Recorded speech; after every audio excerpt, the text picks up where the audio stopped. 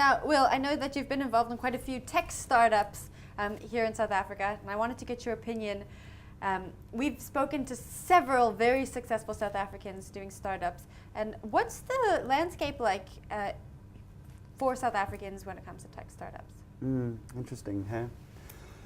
I think your major centres, I think it's effectively Cape Town and Joburg.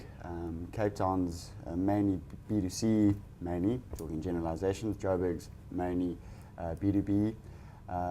Relatively immature tech startup environment. Your VCs and private equity guys, they're looking to invest in later stage startup.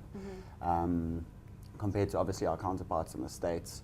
In terms of, I think there's a lot of ambition, there's a lot of drive. South Africans are formidable. Most of them find success overseas in Silicon Valley. But I think there's growing ambition to deliver products that talk to uniquely African problems. One of I think the issues is your top American startups are able to leverage off some very skilled engineers coming out of quality tertiary education. They generally have done a couple of internships in a Google. Guys are coming out of MIT, Harvard. They're really sharp chaps. Stanford. Here, I think our education is a little bit more theoretical. So the guys, by the time they leave varsity, aren't in a position to write production code and adhere to best practices.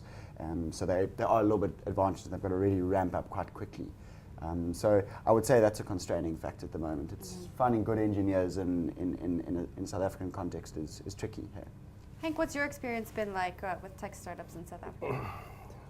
Well, I've quite recently joined the tech startup scene. I've been part of the corporate IT scene for the last 13 years. Well, you often hear that story. A lot of the corporates are going off and starting their own thing. Yes, that's me. So I've also ventured into this uncharted territory.